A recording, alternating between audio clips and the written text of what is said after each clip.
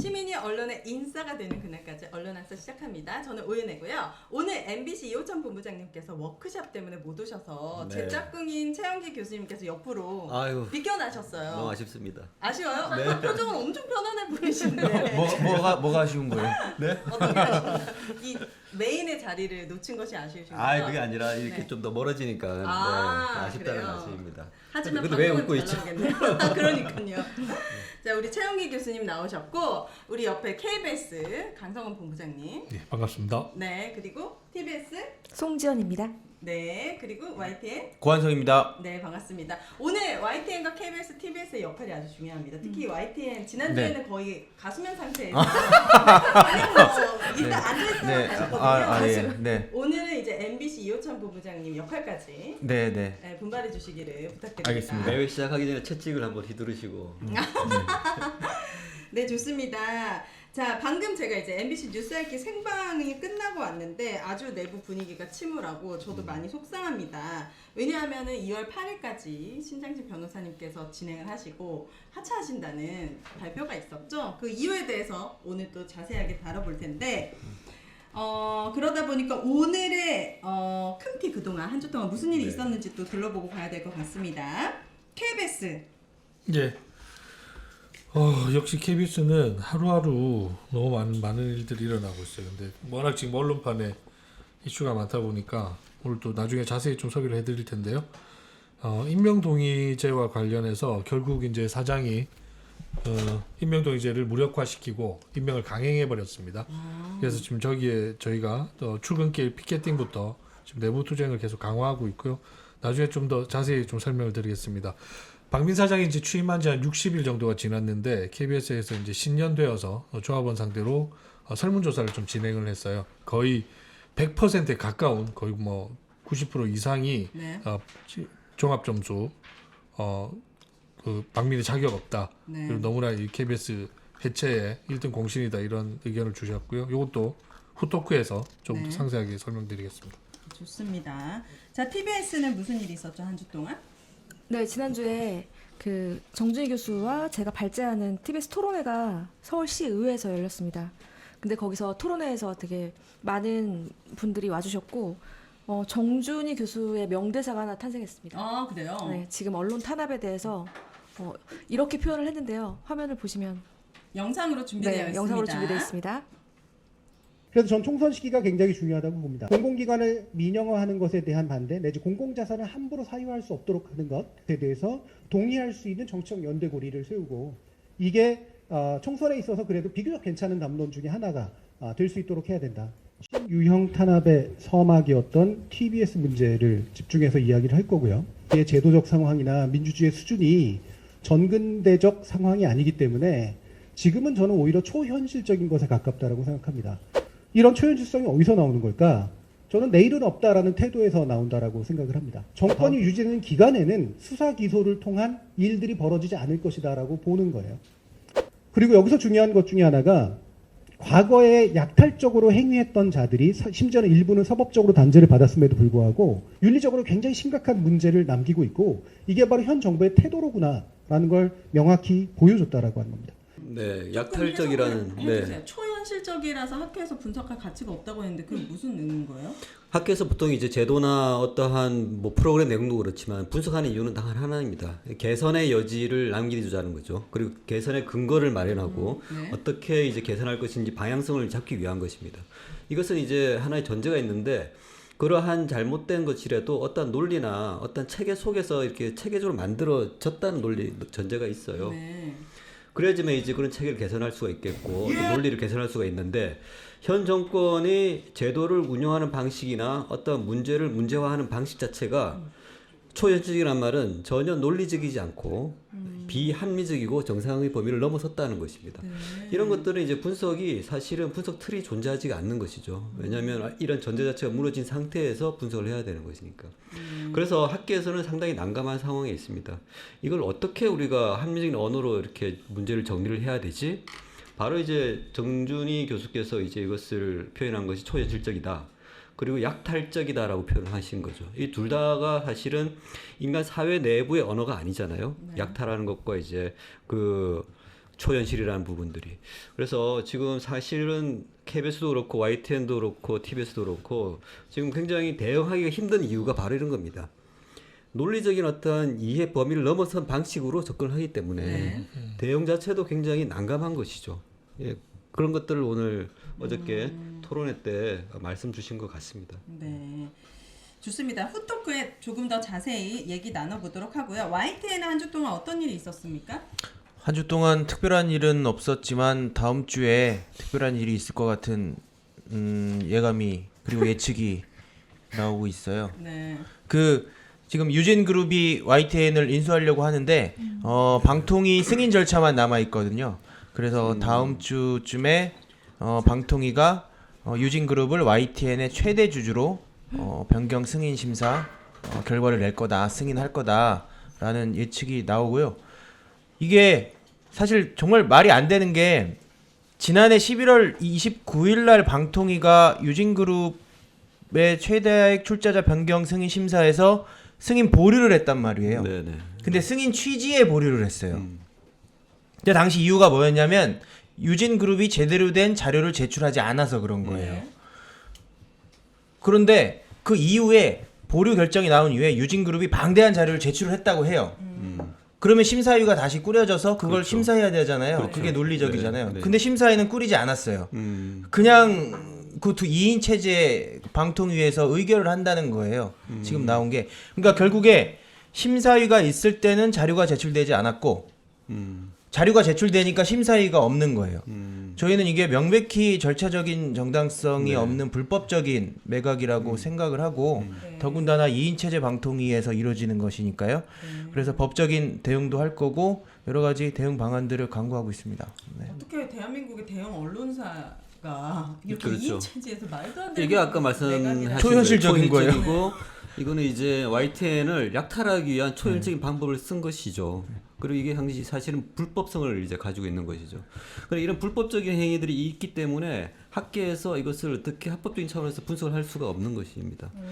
그러니까 이게 지금 진행 상황을 보니까 심사위원들이 지난번에 보류를 했던 이유가 자료가 근거가 충분하지 못했다. 네. 이제 그 사유인데 이번에는 자료조차도 이제 보지 못한 상태에서 그냥 허가가 나는 상태가 된다 이런 말씀이시죠. 그렇죠. 그 자료가 미비하다 그래서 자료를 냈더니 이제 심사위가 없는 거예요. 네. 진정 초현실적인 상황이고 이게 대응도 초현실적으로 해야 되는데 어떻게 해야 되는지 초현실적인 대응은 근데 이 그게 모든 미지수예요. 상황들이 언론을 장악하고 언론을 약탈하겠다는 의도가 분명한 거잖아요. 되게 비정상적으로 이루어지고 있기 때문에 학회에서는 분석을 못하더라도 처벌은 가능한 거 아닙니까?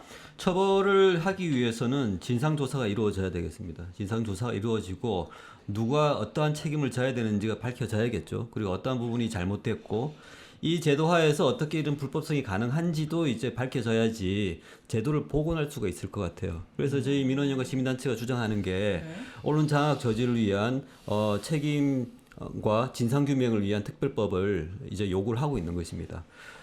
일부에서는 이것을 지금 정쟁의 가능성이 있다라고 반대한다는 이야기도 나오고 있는 걸로 알고 있는데요. 네. 정쟁이 두려워해야 될 이유는 사실이 은폐될 가능성이 있을 때 그렇습니다. 근데 이 같은 경우는 사실을 은폐를 막고 사실을 밝혀내기 위한 조치거든요. 네. 그래서 이것은 정쟁이 두려운 게 아니라 사실 자체를 위해서 반드시 좀 필요한 이제 그러한 우리 앞으로 대응이 돼야 되지 않을까 생각을 근데 해요. 저는 답답한 부분이 잘못은 초현실적으로 저질렀으면 처벌도 초현실적으로 하면 안 됩니까? 왜 이렇게 막 이렇게 조금 이런 절차적인 준비라든지 어떻게 이런 것들이 왜 필요한 그게 겁니까? 정준희 교수가 토론회 때 그 부분을 네. 분명히 짚었는데요. 지금 이번에 언론 탄압은 다 굉장한 상당한 위법성을 다 내포하고 있다. 위법성. 네, 근데 그거에 대한 고려가 정권이 전혀 없다. 그 이유가 뭐냐면 정권이 유지되는 기간에 수사 기소를 통한 일들이 벌어지지 않을 거라고 보기 때문이다라고 했거든요. 네. 그러니까 설사 나중에 또 이게 문제가 되더라도 이미 이들은 다 빠져나갈 거라는 자신감이 있기 때문이라는 거예요. 그러니까 그게 되게 무서운 일이라는 거죠. 이게 그냥 빠져나가게 된다면 다음 정권이 더 무도한 사람들이 오면 더 나빠질 수 있는 건데 그대로 놔두면 안 되는 거 아닙니까? 그러니까 이동관이 이미 그렇게 위법성을 저지르고 왔어도 다시 또 돌아오지 않았습니까? 그러니까 그거에 대한 문제점을 짚었는데 네. 결론은 그래서 선거가 굉장히 중요하다는 게 결론이었습니다. 그날 토론에서. 네. 알겠습니다. 자, KBS 상황에 대해서 더 자세히 얘기해 보도록 하겠습니다. 앞에서 말씀해 주셨는데 KBS 본부 노보 특보에 따르면은 박민 사장 취임 후에 내부의 부정 평가가 거의 90%, 정확히 네. 88%에 달한다고 하죠. 네. 지금 화면 준비되어 있나요? 네. 네, 저희가 이제 지난 1월 말 한 5일 정도 저희 전체 조합원 상대로 이제 설문조사를 진행을 했고요. 질문이 이제 그랬습니다. 막 모든 것들 언론 아사에서 다뤘던 모든 이슈들 네. 다 고려했을 때 야, KBS 박민 들어오고 나서 2달 지났는데 지금 어떤 것 같냐? 부정 88.1%, 네. 그 중에 매우 나빠졌다가 거의 70% 이상이 이제 응답을 한 거잖아요. 네. 그러니까 사실 이런 설문은 뭐 저도 이제 조합하면서 여러 번 해보지만 불과 2달 만에 이런 게 나왔다는 거는 네. 초현실적인 현실적인 아니 결과가 근데 매우 개선됐다가 0.4%인데 예, 저건 저건 예. 박민인가요?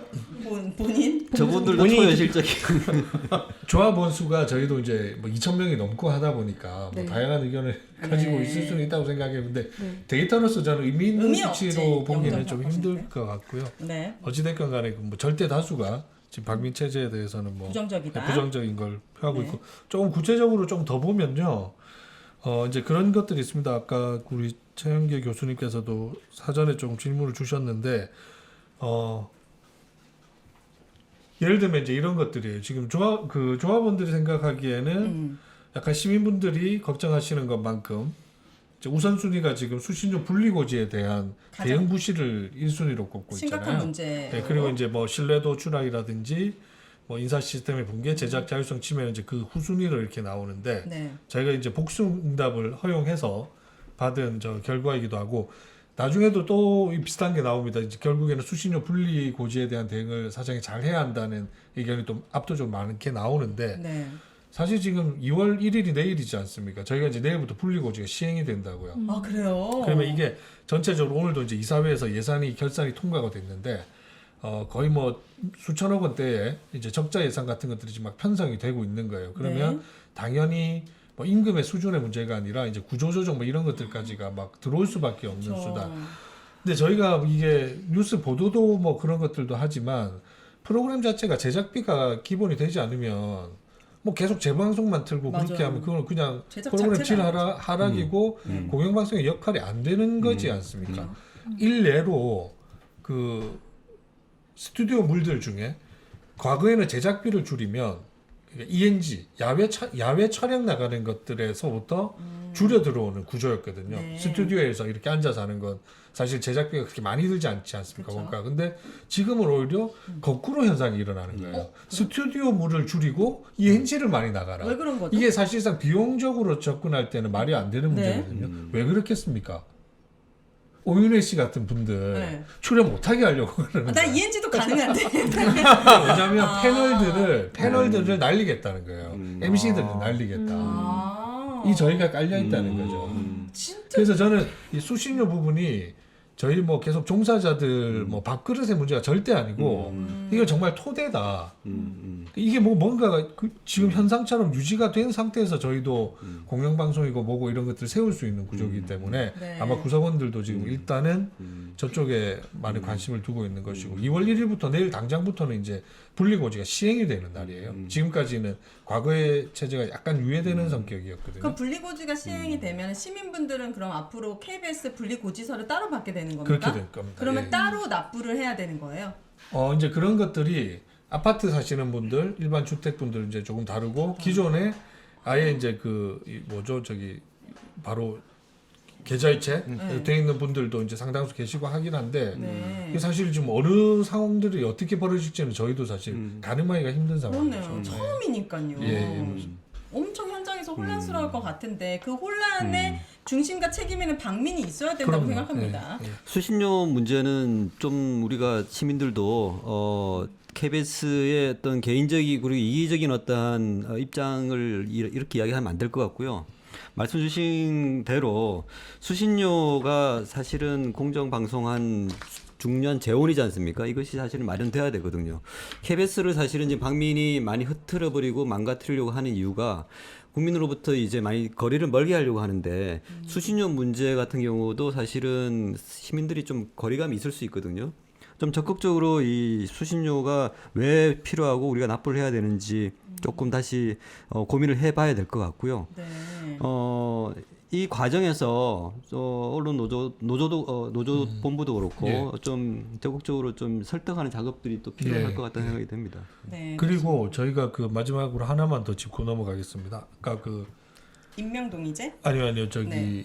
5번 거 한번 띄워주시겠어요? 네. 특보 5번에 보면 저희가 실제로 이제 구성원들에게 방민 이후에 공영방송의 독립성이라든지 이런 거 제작 자율성이 확대되었다고 생각하느냐 이제 여쭸더니 거의 뭐 98% 가장 높은 비율로 나왔어요, 부정 비율이. 그래서 구성원들이 당연히 그걸 인식하고 있다는 겁니다. 인식하고 있지만 또 수신료와 상대적으로 지금 내부 구성원의 입장으로서 받아들이는 것은 조금 차이가 있을 수 있다는 걸 좀 말씀을 드리고 싶고요. 네. 마지막 페이지 혹시 자료 준비되어 있나요? 네. 텍스트로 된 부분요. 예, 보면 고개를 들고 못 다니겠습니다. 더 이상 추락할 곳도 없어 보이는 밑바닥에서 얼굴은 들고 일하게 좀 해주세요. 공영방송을 흔들면 되겠습니까? 몇 년간 제작진들이 피땀 흘려 일궈온 성과를 한순간에 무너뜨리고 수익을 곤두박질 치게 만든 게 현 경영진이죠. 제작 현업에 대한 이해도 전혀 없으면서 경영에도 무능한 현 경영진을 진심으로 규탄합니다. 이 정도면 약간 배임 아닙니까? 박민 사장은? 지금 뭐 현재 경영의 여러 곳곳에서 네. 그런 뭐 위법적인 소지들이 많이 지금 드러나고 있잖아요. 그리고 저희들이 언론알사에도 계속 소개해 드린 것처럼 설명드린 것처럼 거기에 대해서는 좀 법적 대응을 또 계속 밟고 있어서요. 예. 좋습니다. 임명동의제 문제가 계속 불거지고 있는데 노사의 입장과 함께 왜 임명동의제가 중요한지 저도 굉장히 궁금하거든요. 우선 예. KBS 본부에서 예. 준비한 영상 한번 네, 보고 보시죠. 예. 볼게요. 이게 이제 지난 금요일입니다. 네. 박민 사장이 출근하는 날 1층. 지금은 이제 그 이후에 저희가 매일 신관 로비에서 저렇게 조합원들 모여서 임명동의제 무시하고 임명을 강행한 것에 대한 규탄 집회를 매일 지금 열고 있고요. 네. 그 26일 금요일이었죠. 가처분 저희가 지난주 월요일에 나오고 나서 회사가 단체 협약에 이날이 이제 그 임명을 강행하기 전날 오전입니다. 박민 출근하기 전 조합원들 한 80분 정도 모여서 박민 사장 기다리면서 이제 저 집회를 계속 진행하고 있는 것이고요. 네. 시간 순으로 조금 말씀을 드리면 지난주 월요일 가처분 결과가 나왔고 뭐 적격성 없음 이런 것들 언론화에서 저희가 설명드렸죠. 그 이후 금요일에 단협에 명시된 임명동의제를 무시하고 5개 주요 국장 인사를 내버렸어요. 박민 네, 사장이. 현재 단협에 임명동의제가 명시돼 있음에도 불구하고 그래서 저희는 그걸 정보를 캐치하고 그날 아침에 그 박민 사장에게 저 항의 집회를 한 거고 네. 좀 얘기 좀 하자 그랬어요 제가. 네. 그 밀려가면서 아까 했던 게 대화 좀 합시다. 네. 그 전에 저 문자도 보내서 계속 만나자고 하니까 뭐 계속 거부를 해왔었고 그래서 저희도 저렇게 해서 했는데도 뭐 여전히 뭐 대화는 없이 일방적으로 이제 강행을 했고 네. 이후에도 저희가 이제 매일 지금 피켓팅을 이어가고 있고요. 오늘은 언론노조 전체가 KBS 본관에 모여서 네.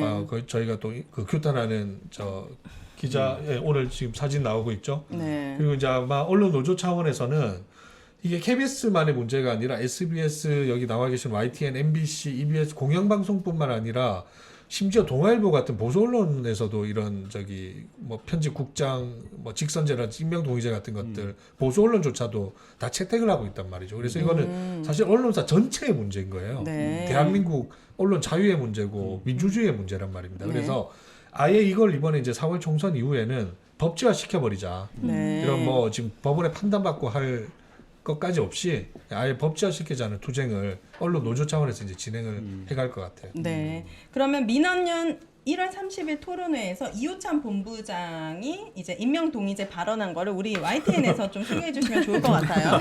아바타로. 안 계시니까. 이호찬 아바타입니다. 오늘은 네. 고한석 지부장님. 이호찬 본부장님께서 네. 좋은 말씀 많이 하셨네요. 요약해서 요약해서 네, 쉽게 말씀해 주시면 좋을 것 같아요. 그 공영방송의 주인은 국민이다라고 말씀을 하셨고요. 언론사니까 내부 견제와 토론이 합법적으로 보장받을 공간이 확보돼야 된다. 네. 공영방송 사장이 이렇게 막무가내로 인사하면 제어 수단이 없어지고 언론의 공정성이 훼손된다. 뭐 이런 식으로 말씀을 하셨고요. 네. 이제 제 말씀을 드리면 YTN도 보도국장 임명 동의제가 있어요. 네. 이게 2000년 초반에 사실은 YTN은 거의 보도국장 직선제를 했습니다. 뭐 후보들이 나와서 투표를 해서 3배수를 사장한테 추천을 하면 사장은 사실상 1위를 지명을 하는 이런 관행이 이어졌다고요. 근데 이명박 정권 들어서 낙하산 사장 내려오면서 그냥 없애버렸어요. 인사권 침해라는 거였죠. 그 당시에 그런 식의 3배수 보도국장 추천제가. 그리고 나서 정말 힘겹게 싸웠어요. 보도국장 임명동의제를 다시 만들어내기 위해서. 그래서 2017년도에 보도국장 임명동의제를 단체 협약화했습니다. 네. 단체 협약이라는 것은 노사 간의 공통된 약속이고 자치적 노동 법규라고도 불리잖아요. KBS도 지금 그렇게 돼 있고. 예. 네. 그랬는데 KBS 같은 경우는 이게 그 단협 자체를 아예 파기한다는 거잖아요. 네. 그러니까 YTN으로 치면 이명박 정권보다 더 퇴행한 걸로 네. 지금 KBS는 네. 가고 있는 거예요. 그리고 이 껄비탐이 인사권 얘기를 하는데 인사권이라는 것은 무슨 경영진의 신성 불가침한 권리가 전혀 아닙니다. 언제든 제한할 수 있고 또 제약해야 되는 게 인사권이거든요. 이 헌법에 보면 노동 3권은 헌법 33조에 보장돼 있고 언론의 자유는 22조에 보장돼 있어요. 인사권은 헌법에 안 나와 있습니다. 네. 오히려 단협이 보장하고 있는 이런 언론 자유를 보장하는 보도국장 임명동의제가 훨씬 더 헌법적 가치에 부합하는 거죠. 네. 제가 궁금한 게 KBS 사측은 이 임명동의제 관련해가지고 방송법 위반이라고 하는데 어떤 부분에서 그런 논리를 세우는 걸까요? 방송법 위반이라고. 네. 그게 이제 그 아까 말씀하신 거대로 이제 경영권의 침해다, 과도한 침해다. 이제 그 얘기만 반복하고 있는 거예요. 근데 그게 방송법 어디에도 그런 것들은 명시되어 있지 않아요. 그래서 어디서 법률적 자문을 받았냐 내놔봐라 하면 네. 내놓지는 또 못해요. 초현실적으로 초현실적이에요. 제가 외계인한테 잠깐만 받아. 그 저희 박민 사장 청문회 때 지금 영상 준비돼 있나요? 그래서 국장 임명 동의제를 하시겠다는 겁니까? 안 하겠다는 겁니까? 지금 이미 단협 상황입니다. 네. 그건 당연히 실시해야 되겠죠. 네. 그 이후에 어떻게 처리할지 문제는 그건 또 다른 판단의 문제입니다. 그럼 그때 가서 파기할 수도 있다는 겁니까? 지금 말씀드리기는 힘든 상황입니다. 이게 뭐냐면 네. 아, 그 임명동의제를 준수하겠다. 그 청문회 당시에 그 사장이 되는 과정 아닙니까? 그게? 네. 과방위에서 그 모 의원이 질문을 한다고요. 이 임명동의제가 단협에 지금 명시가 돼 있는데 그것을 어떻게 할 거냐, 이행할 거냐, 안 할 거냐. 본인 입으로 그걸 한다고 단체 확정했죠. 협약이니까 예. 이행을 해야죠 한단 말입니다. 네. 근데 그게 청문회 끝나고 나서는 바로 이걸 지금 거짓말을 해버린 거잖아요. 거짓말일 수도 있고 자기가 이제 그 지킬 수 없는 어떤 환경이 또 위에서 만들어졌을 수도 있고. 네. 어쨌든 뭐 임명 동의제도 그렇고 YTN도 사유화시키는 거 보고 뭘 계속 없애잖아요. 없애고 죽이고 사라지게 만들고. 말씀 듣다가 생각난 건데요. 정치 용어 중에 이제 네크로팔리틱스라고 있는데 네크로가 시신이에요, 시신. 그리고 네크로팔리틱스를 보통 죽음의 정치, 죽음에 이르는 정치 이렇게 이야기하는데 네. 정치 중에서 가장 나쁜 정치를 이제 그 네크로팔리틱스라고 부르는데 지금 듣다 보니까 거의 모든 것들을 없애거나 뭐 무력화시키거나 이렇게 사라지게 만드는 것 같아요. 이게 지향하는 게 뭐냐면 누구와 살 것이고 누가 죽을 것인지를 가지고만 정치하는 분들이 이렇게 해요. 이 이유는 사실은 이제 권력을 계속 유지하기 위한 방편으로 쓰는데 한국 현대사에서 네크로팔리틱스가 이렇게 다가왔던 적이 한 번도 없었던 것 같아요. 네. 지난 30년 동안 적어도. 지금 댓글에도 사실 이게 단협의 협약으로 되어 있지만 이걸 어긴다고 했을 때 처벌 조항이 없잖아요. 그러니까 YTN도 유진그룹이 왔을 때 이거 다 무시하고 임명동의제 또 거부하게 되면 노동법에서는 이게 처벌 규정이 되죠.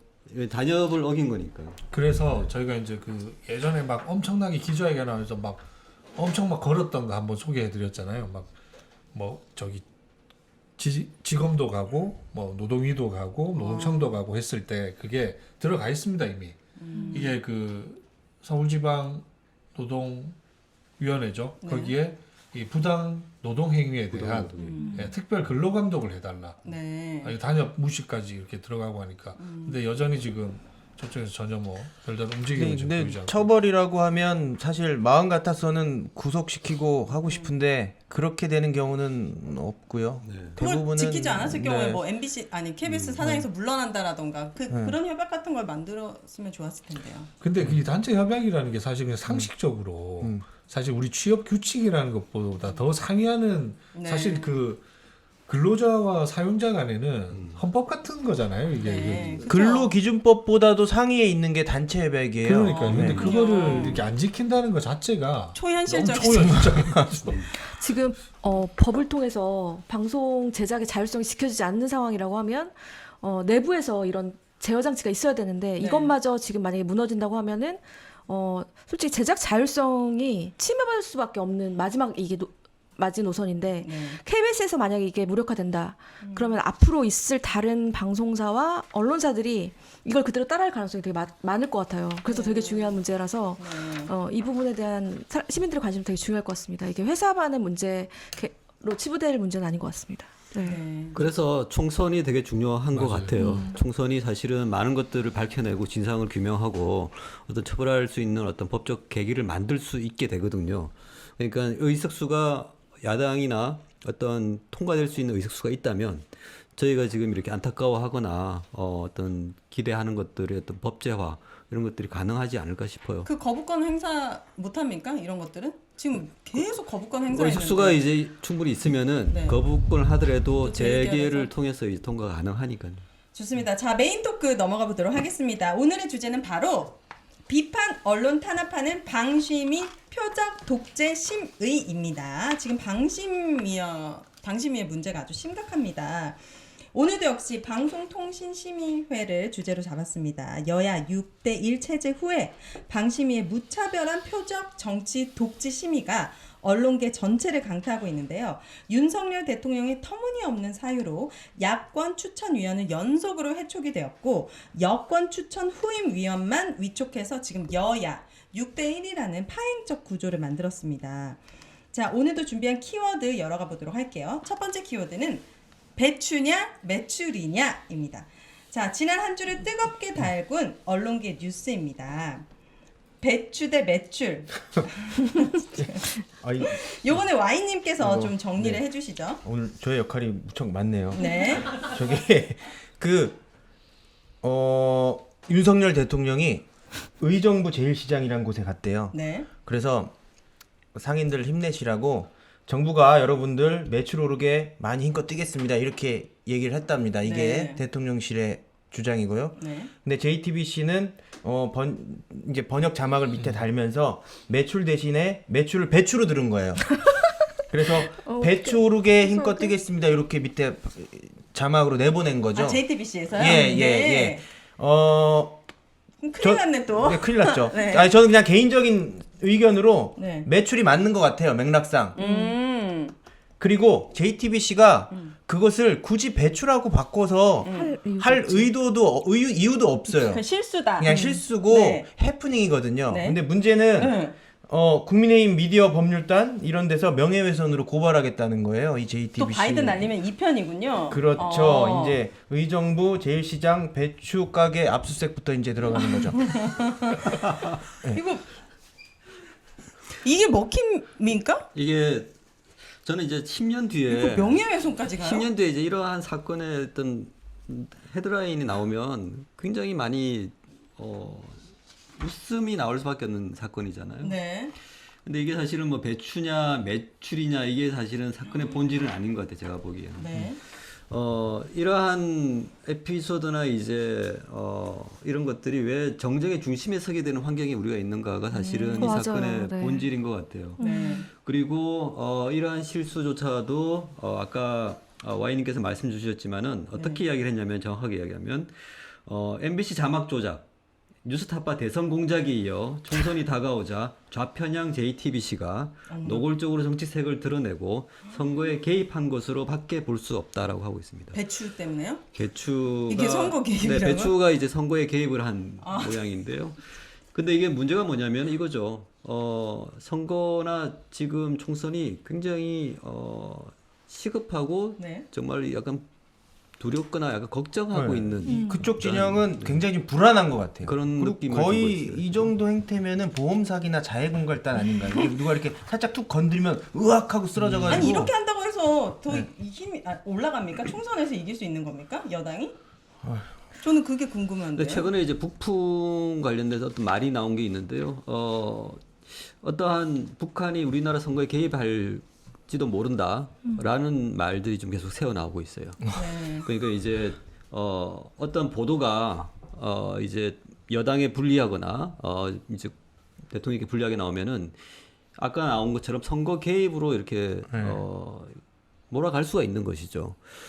그렇게 되면 이게 실질적인 문제가 될 수도 있다 저는 생각이 들거든요. 그래서 이게 그냥 배추와 매출 간의 어떠한 이렇게 웃고 넘어갈 그런 문제는 아닐 수도 있다. 굉장히 어떤 심각한 문제 전조 이렇게도 볼 수 있지 않을까 그렇죠. 생각합니다. 선거 개입으로 몰고 갈 수 있다는 게 그 뉴스 아이킥의 신장식 진행자께서 하차한 것도 뉴스 아이킥을 계속 제재한 것이 선거방송심의위원회예요. 그러니까 아마 신장식 진행자께서는 추후에 계속 본인의 발언이나 하이킥에서의 프로그램 내용들이 선거 개입으로 이자들이 몰고 가서 악의적인 프레임을 씌울 수 있겠다 이런 우려를 한 것 같기도 해요. 네. 저는 솔직히 이 뉴스가 굉장히 짜증스럽습니다. 왜냐하면은 저도 방송 작가다 보니까 자막을 많이 넣고 하거든요. 근데 사람이 하는 일이다 보니까 실수할 수 있어요. 그럼요. 이런 일들이 있습니다. 물론 기자가 제대로 듣고 맥락을 잘 따져서 오기를 하지 않았으면 참 좋았겠지만 분명히 사과를 했고 이 문제는 그냥 정말 하나의 그런 실수로 해프닝으로만 넘어갈 수 있는 문제인데 이걸 정치 공작이라고까지 하면 저희가 방송을 나중에 할 때마다 이렇게 할 건가라는 생각이 들고 무섭다는 생각이 들어요. 자막을 아예 없애고 이렇게 해야 되나? 막 이런 생각까지 들 정도입니다, 지금. 좋습니다. 키워드 두 번째는 징하다. 바이든 날리면 9개 방송사 재심의. 자, 여야 6대1의 방심위가 또다시 바이든 날리면 보도를 놓고 언론의 역공을 날리고 있습니다. 바이든 날리면을 보도한 9개 방송사 관계자를 불러서 의견 진술을 하겠다고. 이건 어떤 의미가 있는 걸까요? MBC, KBS, SBS, OBS, TV조선, 채널A, JTBC, MBN, YTN까지. 어떤 의미냐고요? 지금 제가 제재를 한다는 거죠. 검역 좀 조심하라라고 얘기하는 거고 이거에 관련돼서 지금 그 MBC 같은 경우도 그렇고 다른 곳도 그 과징금을 나오지 이미 않았나요? 부과를 했죠. 네. 부과를 했고 지금 의견 진술 절차까지는 저도 한번 좀 더 짚어봐야 되는데 아마 MBC, KBS 그때 공이 지금 9개 방송사라고 했네요. 네. 과징금을 각 사별로 차등해서 부과를 했고 몇 천만 원에서 억 넘게까지 했잖아요. 네. 그걸 했고 저번 언론화사에도 살짝 다루긴 했는데 이걸 그래서 이제 재심의 요청을 각사들이 공이 다시 제기를 했습니다. 네. 근데 그게 다 받아들여진 상황이고 네. 아마 이 의견 진술이라는 게 이 재심의 과정에서 또 이루어지는 것이 아닌가 생각은 되어지는데 그리고 그 집행 정지도 또 받아들여졌어요. 과징금 부과했고 이 과징금 지금은 집행하지 마세요. 우리가 재심의할게요. 네. 한 번 더 따져주세요. 요 정도까지 지금 절차가 진행되어 있는 건데 네. 이걸 또 이제 재심의 과정에서 어떤 결과를 내놓을지는 모르겠는데 저번에도 저희가 한번 우리 김유진 위원 나오셨을 때죠. 말씀드렸잖아요. KBS 같은 경우는 이거 상당히 부메랑 돼서 돌아올 여지가 큰 게 자, 재심의에서 만약에 이제 지금은 잘못이 있다고 해서 과징금을 때렸는데 다시 이게 잘못이 없네? 하는 거는 완전 코미디 되는 거죠. 완전 모순이 되는 거고 이거는 그러면 박민 사장이 들어오면서 이걸 가지고 대국민 사과를 했단 말입니다. 그럼 여기에 지금 재심의 과정에서 번복이 되면 결과가 박민 사장이 사과를 할 이유가 없었던 걸 사과를 해버린 게 되는 것이고 그죠? 네. 근데 만약에 재심의 결과에서 1심과 똑같은 결과가 나와서 자, 이 돈을 그러면 이제 배상을 해야 되는데 사실 공영방송 같은 경우는 박민의 개인 사업장이 아니기 때문에 이거는 행정소송이라는 또 상위를 다툴 수 있는 절차가 있는 거예요. 그걸 안 하면 배임이 성립되죠. 네. 그래서 박민이 과연 거기까지 갈지도 한번 좀 예의주시하게 잘 봐야 될 이 재심의는 방심위가 하는 거 아니에요? 재심의는 네. 방심위가 아니라. 근데 지금 여야가 6대 1이면 재심의의 결과가 180도 달라질 수 있다라고 생각하십니까? 아, 그건 이 재심의 심의 다 아무 의미가 없고 사실은 다 정해놓고 이렇게 하는 거고요. 의견 진술이라는 것도 결국에는 제재를 전제로 하는 거예요. 절차와 뭐 형식을 형식적인 따라 사전적인 그렇죠. 작업, 네. 절차적 정당성만 갖추는 거죠. 그래서 결정 자체에 대해서 어떤 정당성을 만들어내기 위해서 하는 것이라 이렇게 네. 보시면 될 것 같아요. 사실 아직 그 바이든 날리면 그 관련해서 재판 중인 상황이잖아요. 근데 이게 방심위에서 관련 시비를 다 강행한다는 것도 되게 웃긴데 지금 보면은 9개 방송사를 관계자를 불러서 의견 진술을 하겠다고 하는 거지만 저는 제가 생각할 땐 그 테스라는 소설을 보면 좋아하는 여자를 좀 업기 위해서 강해서 그 친구들 다 업거든 남자 주인공이. 아 그래요? 네. 그러니까 제가 생각할 때 여기에서 이 9개 친구들 다 방송사 죽인다고요? 없는다. 엎어서 강으로 이제 옮겨요. 근데 그 자기가 생각하는 여자를 업기 위해서 나머지 사람 다 업거든요. 네, 테스의 내용인데 갑자기 낭만적인데요. 낭만적인데. 네. 테스는 가요 테스 아니에요? 네, 근데 여기서 보면은 그 9개 방송사 중에 자기들이 꼭 거르고 싶은 방송사를 좀 다시 한번 또 콕 찍기 위해서 거르고 싶은? 아니요 거르고 싶은이 아니라 네. 네, 좀 보니까 억압하고 싶은 보니까 여기에 TV조선이나 채널A 등 보수 언론도 포함이 되어 있잖아요. 네. 그런 것도 그런 일종의 그런 거죠. 아 그러면은 근데 그게 다른 위장. 왜냐하면 9개 언론사가 사실 네. 이거는 이제 한 언론사에서 촉발돼서 130 몇 개 언론사가 사실상은 다 인용 보도한 거란 네. 말이죠. 그렇잖아요. 네. 그때. 그럼 TV조선의 보도라고 해서 그때 그러면 뭐 다르게 얘기했습니까? 그러진 않을 거란 말이죠. 여기에 심의까지 올라왔다는 거는 네. 과징금을 네. 맞았다는 거는. 근데 똑같은 사안을 가지고 재심의에서 뭐 상반된 결과를 내놓는데 그거는 더 말이 안 되는 얘기인 거죠. 그리고 TV조선이나 채널A도 과징금 받으면 분명히 불리한 거 아닙니까? 뭐 그렇게 되면은 과징금이 사실은 굉장히 높은 수준의 징계 절차거든요. 네. 이게 재승인 심사 때 굉장히 그렇죠. 큰 마이너스 점수가 들어가기 때문에 네. 글쎄요. TV조선과 채널A가 그렇게 될 것이라고 저희가 걱정을 굳이 할 필요는 그럼 여기만 없을 빼고 것 같아요. 나머지 뭐 MBC 뭐 지켜봐야 되죠. 이제 이렇게만 그러한 할수 심의 있다고요? 결과를 지켜봐야 될 것이고 법정 제재의 수위가 차이가 있을 것 같아요. 네. 아, 그냥 제 진짜요? 예상이긴 한데. 단순 인용 네. 보도와 최초 네. 보도 뭐 이런 식의 차이가 있을 수도 있고요. 예. 정말 초현실적입니다. 자, 세 번째 키워드. 거침없이 방송 제재 하이킥. 자, 라디오 청취율 1위 프로그램의 순환시대입니다. MBC 신장식의 뉴스 하이킥 진행자 신장식 변호사가 하차 소식을 공식 발표해서 지금 파장이 일고 있는데요. 하차 이유에 대해서는 신 변호사는 MBC에 더 부담을 줄 수는 없기 때문이라고 밝혔습니다. 어떤 상황인지 좀 알고 계신 게 있으신가요? 저는 당연히 자세히는 모르지만 네.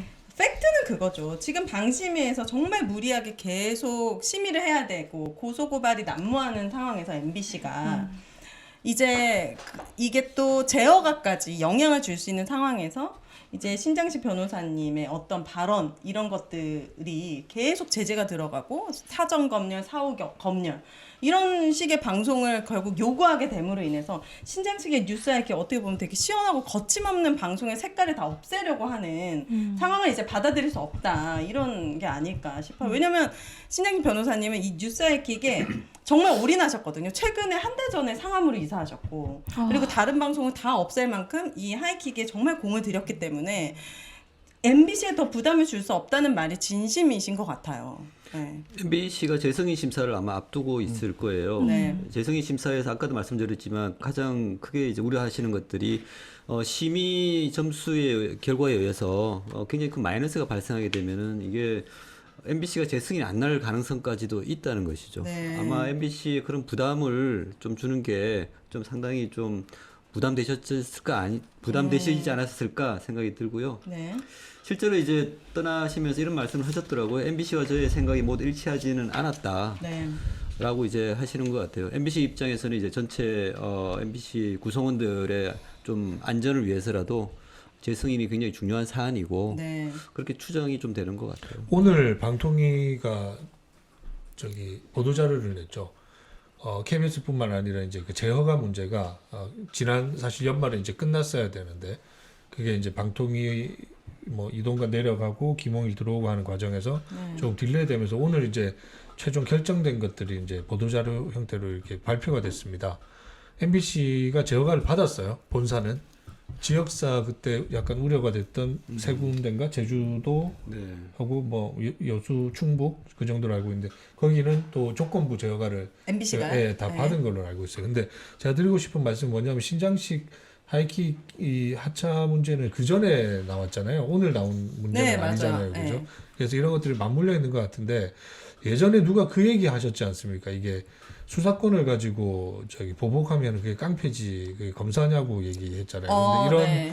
누가 그런 말을 했어요, 누가? 네, 명언을 날리신 분이 그렇게 있습니다. 네. 네. 말은 말. 근데 이게 맞는 지금 현실에 방통위라는 그 권력이 사실 그 권력 가지고 이 허가의 권한, 그죠? 허가의 권한을 가지고 이거는 뭐 보복하는 거잖아요. 보복하는 이게 진짜 깡패 양아치 집단이지 이게 무슨 대한민국의 방송통신 규제기관입니까 이건? 그러니까 댓글에도 손뜨개님께서 방심이 방통이 어떻게 좀 했으면 좋겠습니다라고 하는데 정말 저같이 방통이 방심이도 헷갈리지만 시민의 입장에서는 정권 바뀔 때마다 언론사들이 이렇게 힘들어하니 그냥 이런 심의 기관이 과연 어떤 역할을 했으면 정말 이렇게까지 필요한 것인가? 아예 없애버리던지 아니면 정말 어떻게 좀 아주 강력하게 만들던지 뭔가 대책이 필요하지 않을까라는 생각이 들어요. 우리나라가 되게 좀 슬픈 현실이 하나 있는 것 같아요. 생각을 해보면은 어떤 거냐면 어떤 제도의 개선이라고 하는 것은 제도 자체에 문제가 있을 때 그것을 좀 이렇게 좀 더 나은 방향으로 만드는 과정이잖아요. 네. 근데 우리나라는 어떤 경향이 있냐면은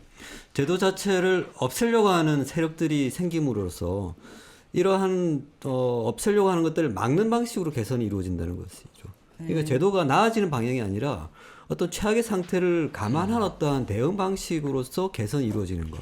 그러니까 제도 자체가 나아지는 게 아니라 네. 어떻게 보면은 퇴행을 막기 위한 조치 정도? 이 정도 수준에서 머무는 것 같아요. 네. 방심위 자체가 사실은 구조적으로 정부 기관이 아니거든요. 민간 독립기구예요. 그렇게 한 것은 이 제도가 갖고 있는 공정성을 담보하기 위해서 만든 것이거든요. 네. 근데 지금은 이 제도를 통해서 공정하면은 처벌하겠다고 하는 새로운 어떤 논리들이 나오고 있다는 거죠.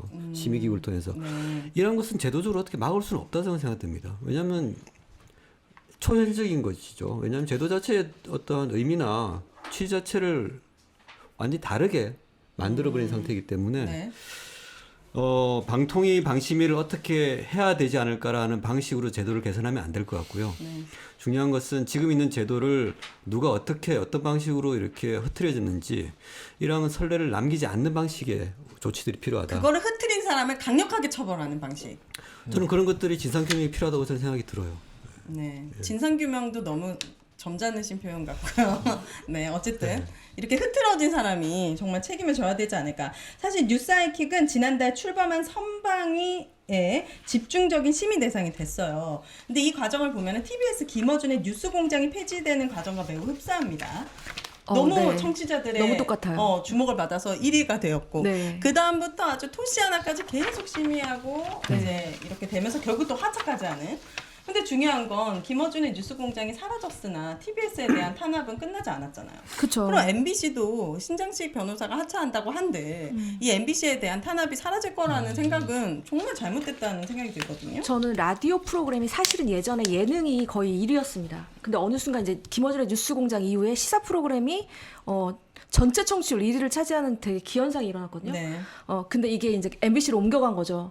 그러다 보니까 라디오라는 게 라디오 매체가 사실은 지금 누가 듣냐 하지만 이거에 대한 영향력은 되게 상당해요. 기사로도 맞아요. 나고 텍스트로 그다음에 남고. 네, 텍스트로도 남고 이제 유튜브로도 방송되고 하다 보니까 이 영향력이 사실 상당하거든요. 맞아요. 그러다 보니까 청취율 1위 프로그램이 시사 프로그램일 경우에는 정부가 이에 대한 제재를 가하는 게 좀 더 되게 심한 것 같아요. 네. 네, 뉴스공장도 마찬가지였고 신장식의 신장기업도 사실 저녁 프로그램이 1위였거든요. 청취율. 근데 네.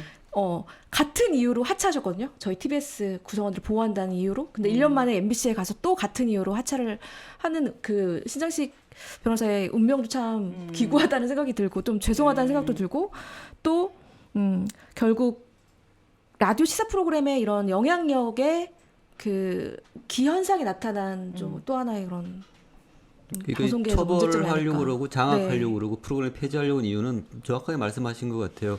영향력이 크기 때문에 그래요. 맞아요. 이게 어떤 내용을 때문에라기보다는 사실은 이제 진실을 이야기하고 비판적인 이야기를 하더라도 사회적 영향력이 전혀 없으면 네. 사실은 이게 대해서 문제를 삼지 않았을 거예요. 변희재 혹시 그때 예전에 예를 드셨잖아요. 네, 그것은 그렇습니다. 아무도 변희재 이야기. 고소고발 안 하고. 네. 그러면 이런 것들이 시사 프로그램이 영향력이 커지고 네. 방송사 전체에 부담을 주면서 진행자가 하차하는 일련의 상황. 이건 명백한 언론 탄압이잖아요. 그렇게 봐야죠. 왜냐하면 이제 신장식 이 거침은 하이킥 프로그램을 압박을 할 때 어떤 말들이 있었냐면요. 패널들에 대한 이야기를 있었어요. 그 패널들이 누구였느냐, 이제 이게 편향된 패널들이 아니냐 이런 것인데요. 이게 뭐냐면 프로그램 내용이 아니라 프로그램 구조, 즉 구성에 대한 이야기잖아요. 네. 즉 내용적인 거 전혀 상관이 없습니다. 언론 자유에서는 누가 어떤 이야기를 하더라도 그것이 허용돼야 되는 게 언론의 기본적인 자유거든요.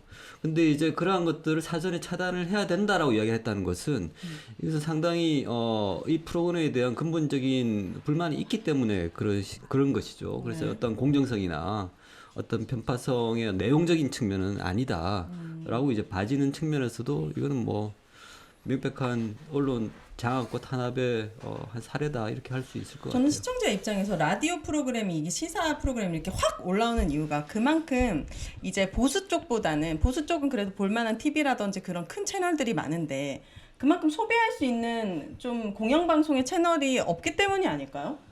그렇죠.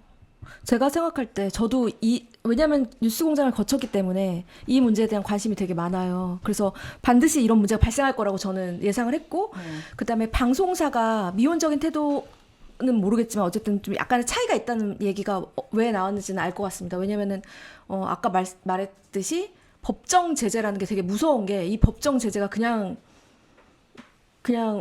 그 방송사를 없애버릴 수 있는 선례가 있잖아요. 저희 네. TBS가. 이러다 보니까 방송사도 이 부분에 대한 약간의 부담감이 사실 있을 겁니다. 네. 이런 것들이 계속 쌓이다 보면 결국 제가 봤을 때 이 시사 프로그램 청취를 1위 하는 게 이제는 좀 그러니까요. 부담스러울 것 같아요. 방송사도. 저는 네. 지금 뭐 TBS 김어준부터 해서 KBS 거쳐서 이제 MBC 신장식까지 갔다는 일련의 흐름을 이제 일단락되는 것 같아요. 이렇게 끝나는 거고 아까 잠깐 선거심의위원회를 언급하셨잖아요. 네. 선심의. 네. 이게 방심위 안에 꾸려진 그 그쵸. 위원회인데 이제 총선을 목전에 두고 이자들이 이제 활약을 하게 됩니다. 근데 이 면면을 보시면 정말 그 과거에 각 언론사에 아까 정준희 교수도 말씀하셨던 오점을 다 담겼던 그 장악과 부역의 주역들. 리 모여 있어요? 그렇죠. 그렇게 구성을 했어요. 선거심의위원회를 네, 그래서 이건 이제 총선 앞두고는 이제 이 사람들의 엄청난 그 말도 안 되는 초현실적 칼부림들이 일어날 테고 YTN도 그렇지 않나요? KBS도 얼마 전에 또 자체 그 선거 방송 자문단 이렇게 꾸렸어요. 통상적으로 꾸리는 건데 그 면면을 봐도 또 과관입니다 이게.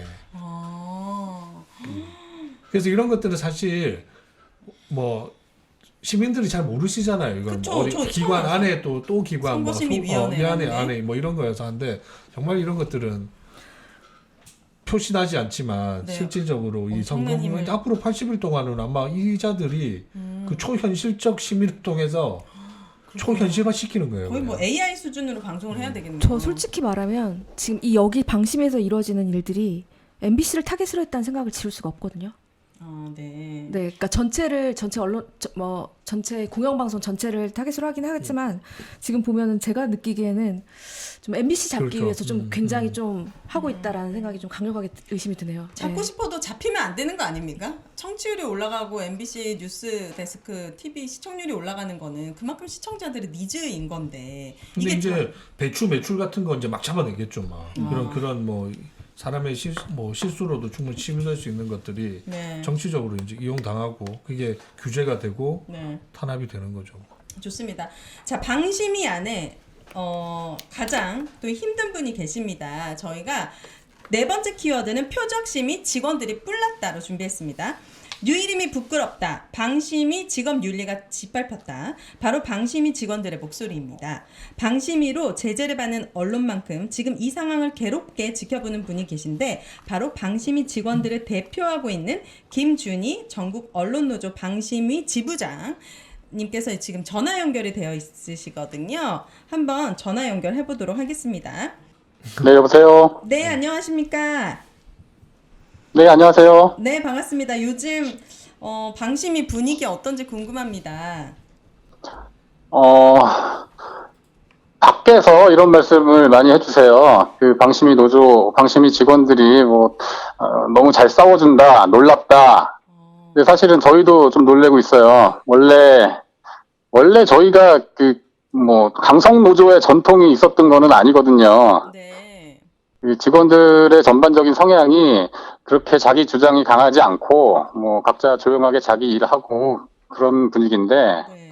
이 류일임 위원장이 오고 나서부터 이제 막 전에 없던 사건들이 벌어지고 거기에 대해서 직원들이 이제 막 목소리를 내고 있는 이 상황 자체가 사실은 저희도 좀 낯설기도 해요.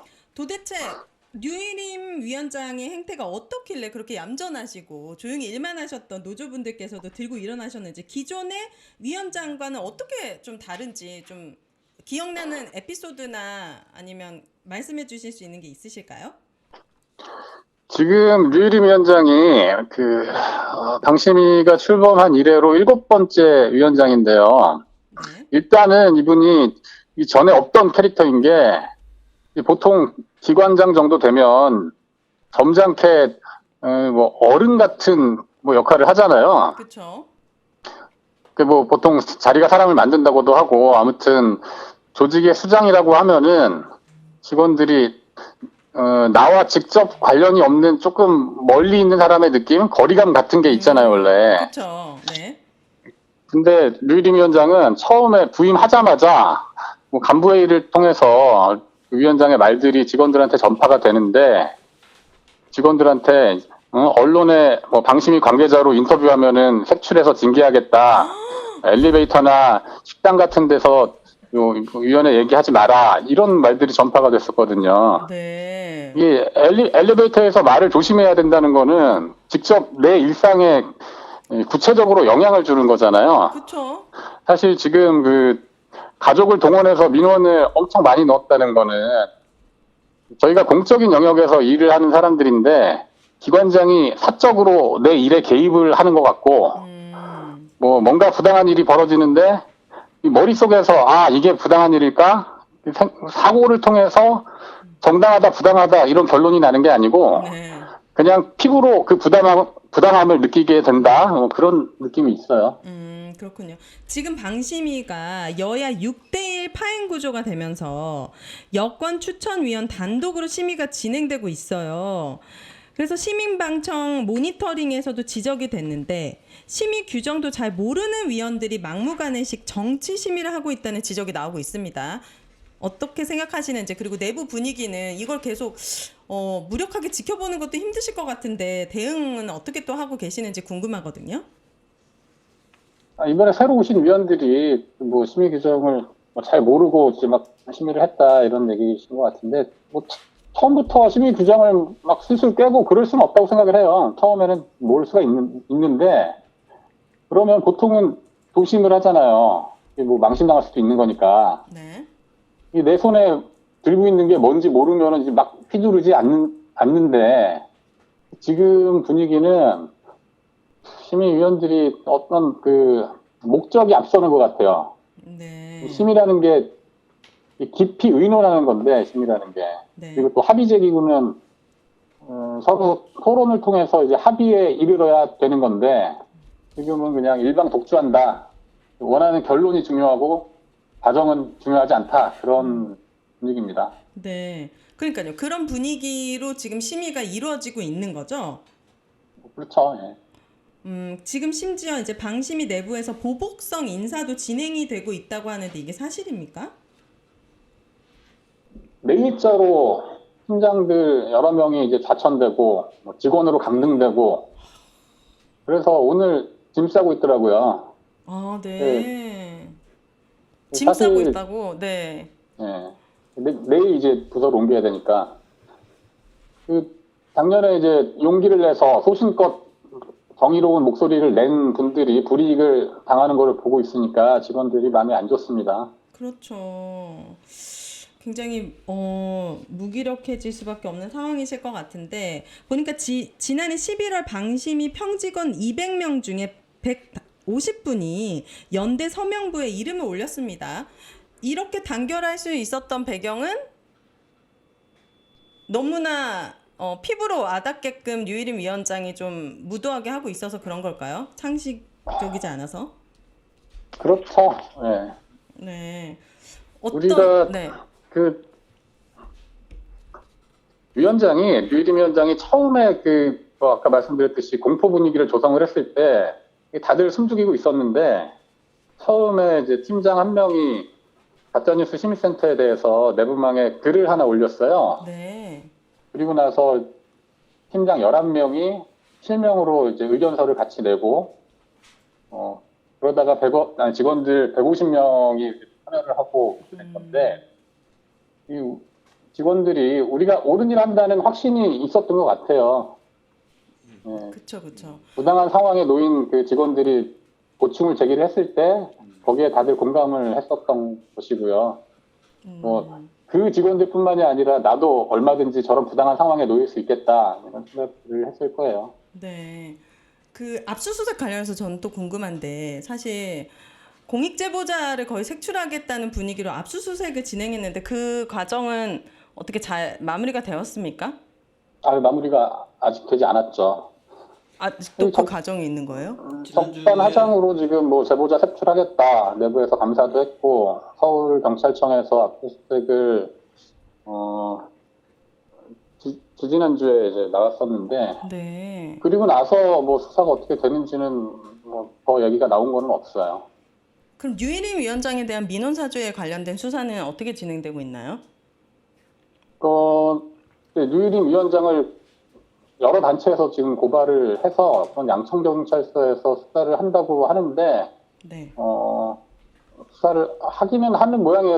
어제 오늘 경찰서에서 전화를 받았어요. 참고인 진술 해달라고. 네, 참고인 진술. 나가서 뭐 제가 아는 걸 얘기를 다 해야죠. 그렇군요. 혹시 질문 있으실까요? 제가 듣기로는 류일임 안녕하세요. 저는 민원연 대표 맡고 있는 최영길이라고 합니다. 너무 수고 많으시고요. 네.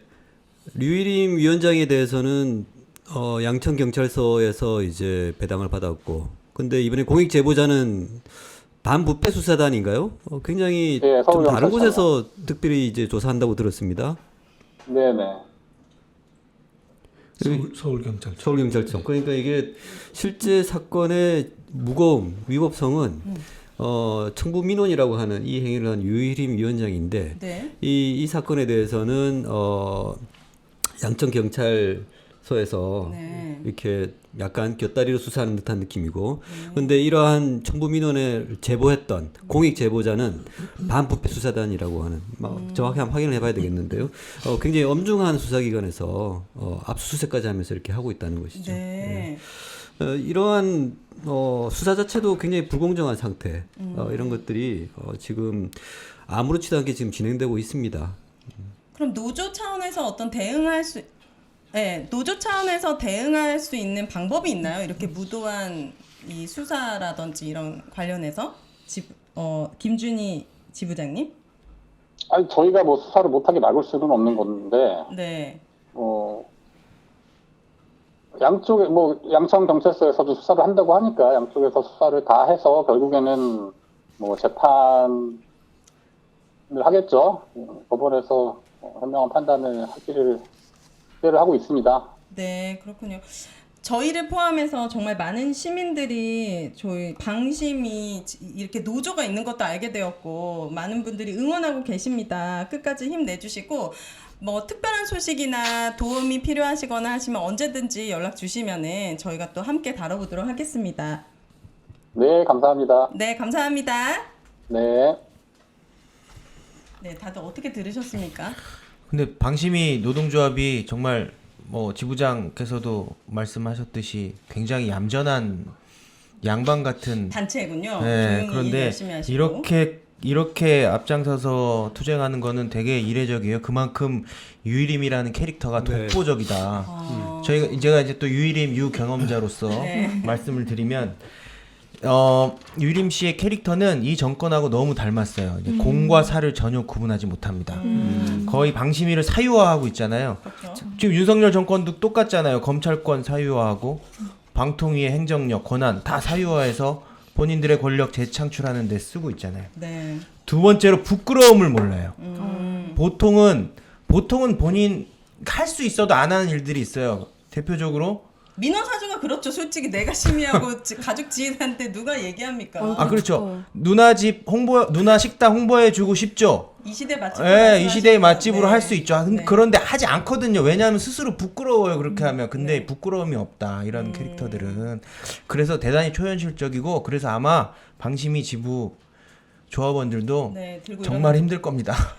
좋습니다. 마지막 키워드입니다. 방심이 어찌하오리까? 낙하산 류일임 방송통신심의위원장 입성 이후에 방송사 시사 보도 프로그램에 대한 법정 제재가 아주 크게 증가한 게 사실입니다. 심의 권력을 정부의 비판적인 언론을 옥죄는 데 악용하는 상황을 막아야 되는데 어떻게 막으면 좋을까요? 저는 이 문제에 관심이 되게 많은데요. 네. 그 법정 제재, 그러니까 방심위에서 심의를 하는 게 그 특히 보도나 시사 프로그램을 심의하는 게 전 세계적으로 없다고 하거든요. 그러니까 한국만 네, 그렇대요. 네. 그리고 심의를 특별하게. 하는 것도 뭐 아동이나 폭력 이런 부분들에만 심의를 하지 공정성 부분에 대한 심의를 한 곳이 없답니다. 전 세계 유일합니까? 네, 거의 그렇다고 얘기를 네. 들었거든요.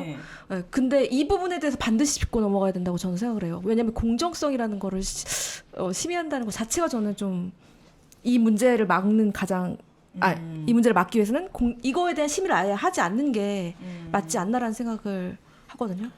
근데 저는 뭐 심의를 공정성을 사실 공정성이라는 걸 누가 그렇게 가볍게 이렇게 다룰 수 있는 문제가 아니잖아요. 공정성이라는 매우 주관적인 게 뭐 전제가 돼야 되는 부분이기도 한데 방송통신위원회도 그렇고 저희 뭐 공영방송의 KBS, MBC 뭐 나가서 YTN 뭐 이 지배구조까지 지금의 구도로는요 이런 심의라든지 제도가 필요가 없어요. 이게 그 6대 지금 KBS 이사의 6대5 구조하고요 방심이 6대1 구조하고 뭐가 다릅니까? 그냥 한 명이라도 더 많은 다수가 다 결정할 수밖에 없는 체제잖아요. 지금. 네.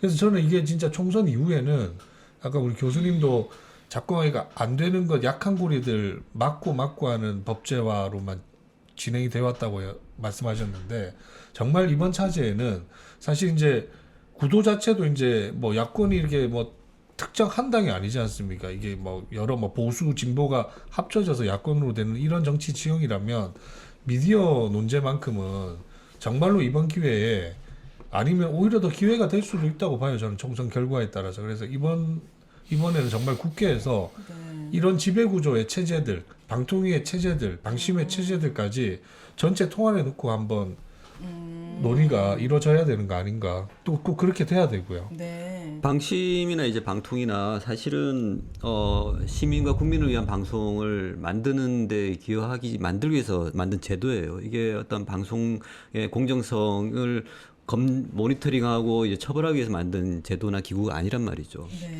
그러니까 이제 공정성과 진실을 더 강화시키고 그것을 이제 권장하기 위해서 만든 제도라고 이렇게 보는 게 더 타당한데 지금은 공정하고 진실된 것들을 없애기 위해서 제도를 운영하고 있잖아요.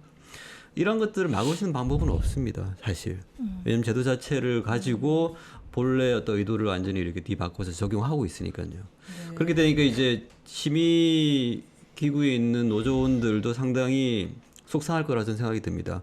왜냐하면 이제 심의기구를 이제 없애거나 큰 계획이 있어야 된다 이렇게 이야기를 하시잖아요.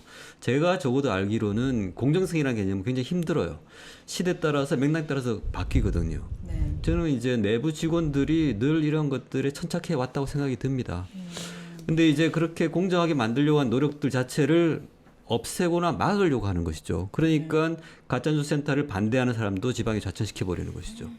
그러니까 지금의 지도나 기구 수학의 조건에 있어서는 우리가 좀 합리적이고 좀 제대로 된 논의를 할 수 있는 상황이 아니다.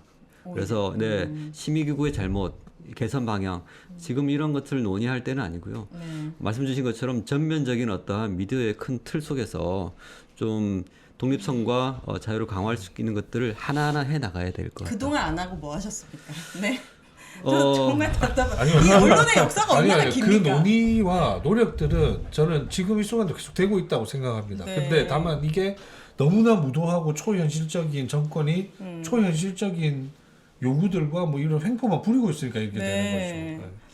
그러니까 이렇게 말도 안 되는 횡포들로 인해서 피해만 정말 실질적으로 피해를 보게 되잖아요. 많이 잃게 되고 정말 좋아했던 그런 KBS의 프로그램들, TBS 프로그램들, MBC까지 이렇게 사라져 가는 걸 보면서 결국 청취자들이 가장 큰 피해자인 것 같습니다.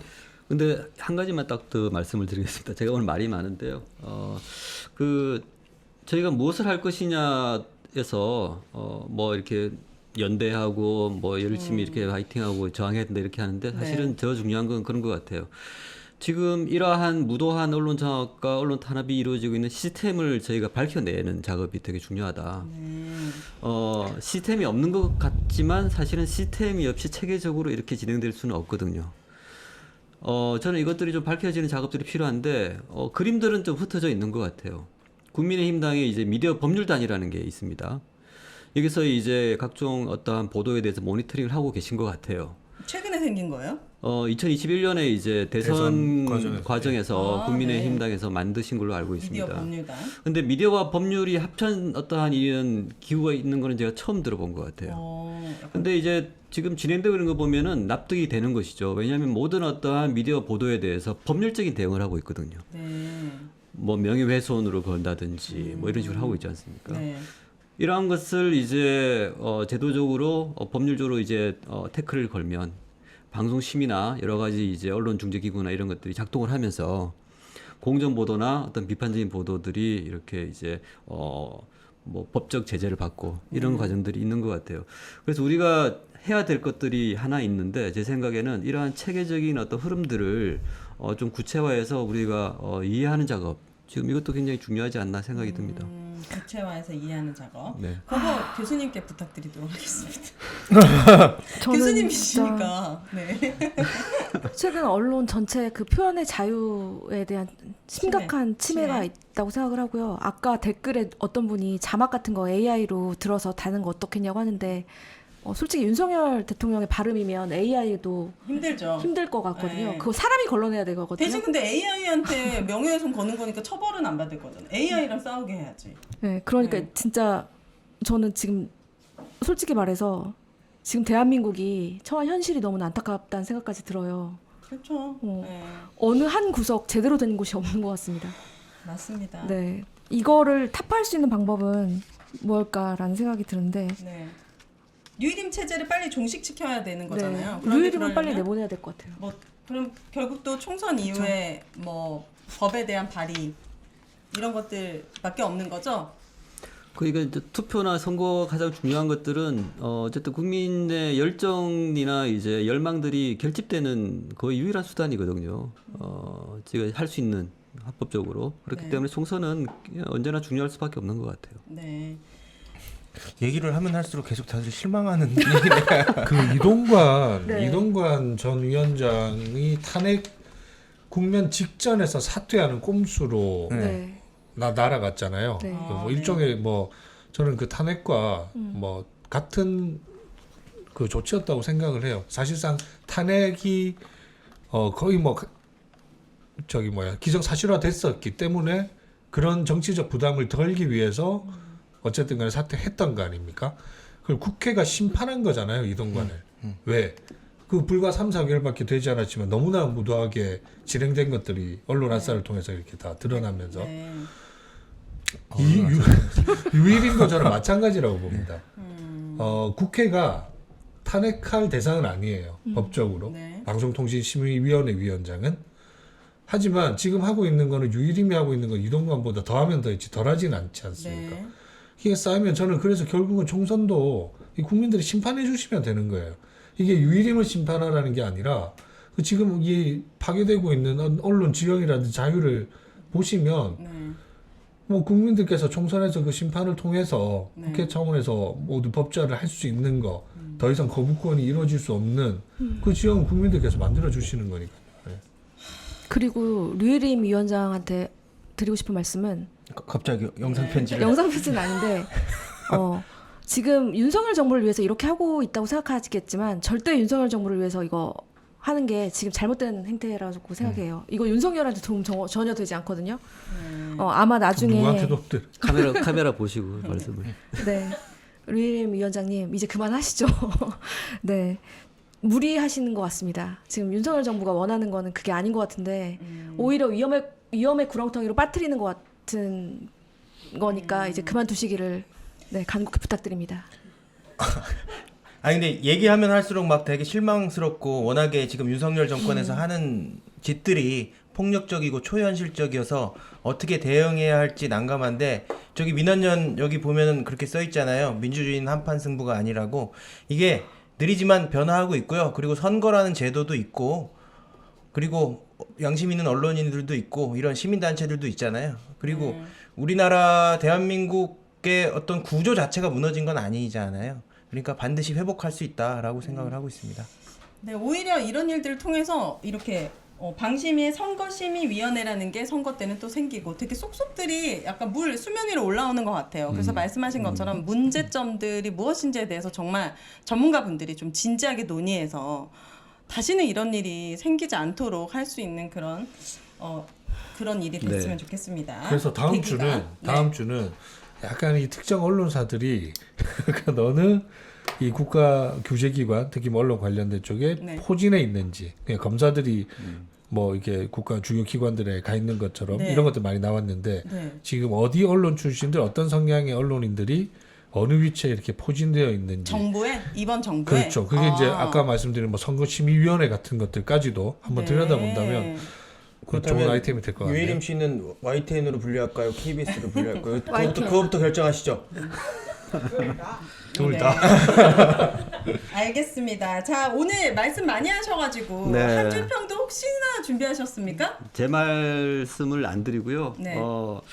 그 1992년도에 다들 기억하시는 분은 좀 나이가 드시는 분들. 1952년도요? 92년. 1992년도. 네. 그때 이제 스타가 한 분 탄생하셨는데요. 노조 운동에서 MBC 노조원이었죠. 손석희 전 JTBC 사장이 1992년 노조 파업 투쟁에서 스타로 부상을 하셨던 분이 계셨는데 그때 이제 이런 질문을 받으셨어요. 손석희 씨 왜 힘든 노조 활동을 이렇게 적극적으로 하십니까?라고 질문을 했습니다.